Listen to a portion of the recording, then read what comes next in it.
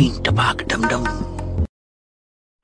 লক্ষ্মী ভাই, আরে লক্ষ্মী ভাই, বাড়া সরকারের কাছ থেকে তো ভালোই খেলছিস। সামনে কালী পুজো, চাঁদাটা দিয়ে যা, জলদি পেয়ে দিয়ে যা, বেশি সময় না, আরো ঘর দিয়ে যেতে আমাদের। বাড়া ডান্ডা তার গানে দম আছে, সত্যি ডান্ডাটা না থাকলে আমাদের কোনো কাজই হবে না। যা বলেছিস, ডান্ডাটা যত বয়স হচ্ছে তত ডান্ডাটা আরো শক্ত হচ্ছে মনে হচ্ছে। দাঁড়া, এই মাগি মনে হচ্ছে বুঝে গেছে আমরা এসেছি। এই মাগি অত সহজে দিবে নাই, আর একবার গাল গন্ডগোল দিতে হবে।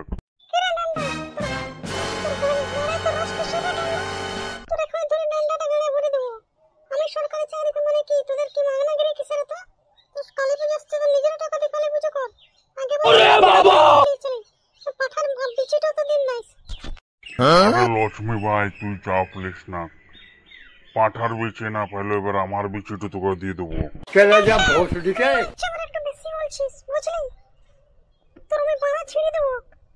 কত টাকা দিতে হবে বল, আর এখান থেকে হাট জলদি, বেশি কানে গড়ে ফটার ফটার করিস না ঠান্ডা।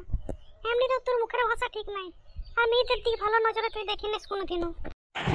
মেয়েদেরকে ভালো নজরে দেখলে মেয়েরা যে বেশি ভাও খায়, ওই জন্য খারাপ নজরে দেখায় ভালো।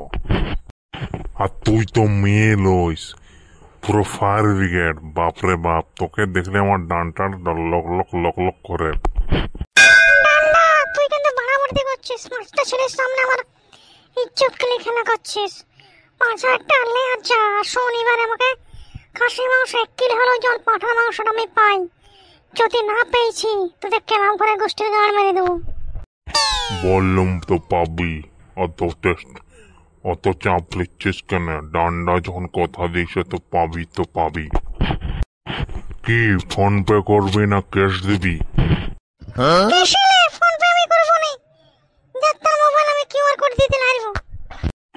এই যারে বিপ্লব, লিয়া এই টাকাটা।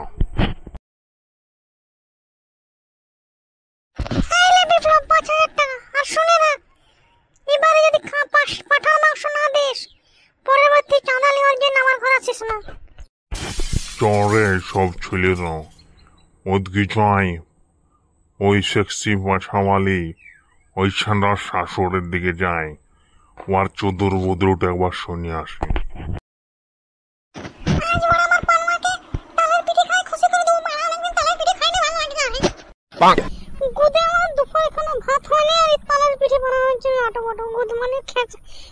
বাপ যে কি গুদমানি, শালা আমার মাটাকে পুরো ফাঁসাই লিছে, ছেঁদা কেন খেপার মতো খেপে যাচ্ছে।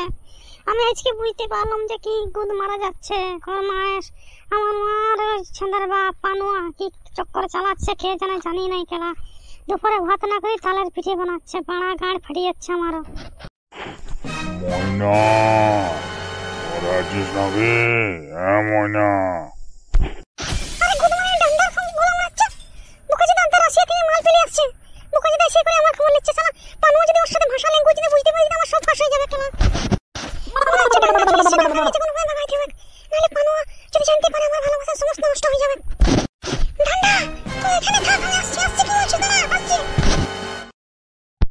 কিরে ময়না, ওর গাঁড় ফাঁড় সব পুরো ফুলে উঠছে যে।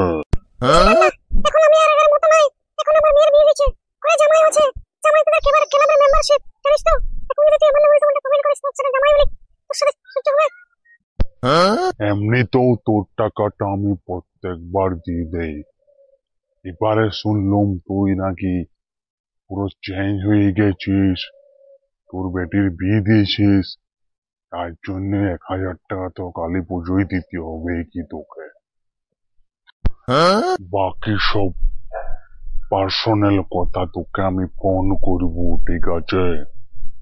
তুই চাপ লিস না, ডান্ডা রাশিয়া থেকে চলে এসেছে।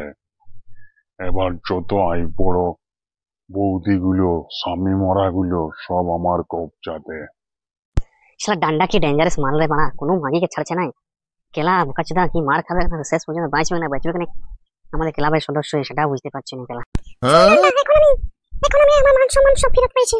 এখন যদি তোর কালী পুজোর চাঁদে 1,000 টাকা নিয়ে চলে যা, কিন্তু আমার ফোন টোন করবি না, আর আমার ব্যাপারে কোনো পোল খুলবি না। যদি পোল খুলিস তখন আমার পাখানের বন্ধের সময় অজ্ঞান করে ফেলে দেবো।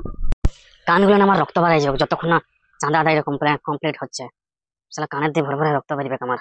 হ্যাঁ রে সঞ্জয়, যা বলেছে শালা ঢেমনা ডান্ডা কতগুলি যে সেটিং গায়ে করে লিখেছে, আবার রাশিয়া সালা কি যে বলবো, আমাদের এই বয়সে যা পারিনি ডান্ডা ওই বয়সে সে করে দেখাইছে। ঠিক আছে, তুই তোর মান সম্মানে থাক। 1000 টাকা তোর জামাইয়ের হাতে দিস, কি তোর হাতে দিস দিয়ে দিবি, কিন্তু না যদি দিস সেটার ব্যাপার আমি দেখে নেবো। তোর সাথে আর কোনো সম্পর্ক নাই আগের মতো না। আমার সব ঠিকঠাক হয়ে গেছে, আর তোকে দরকার নাই, ঠিক আছে? আর আমার তো জাস্ট সেকশনে ফটো মোটা ছিল, সব ফোনে ডিলিট করে দিবি, ঠিক আছে? যদি আমার ঘরে কেউ সদস্য জামাই টামাই কেউ দেখে, তো আমি ব্যবস্থা খারাপ করে দেবো ডান্ডা। লাস্ট ওয়ার্নিং দিয়ে দিলাম। ডান্ডা তোর ওয়ার্নিং স্বীকার করলো, কিন্তু কতটা করেছে সেটা ওই জানে। কালী পুজোর মণ্ডপে দেখাবো সেটা। চোরে ঢেমনারা।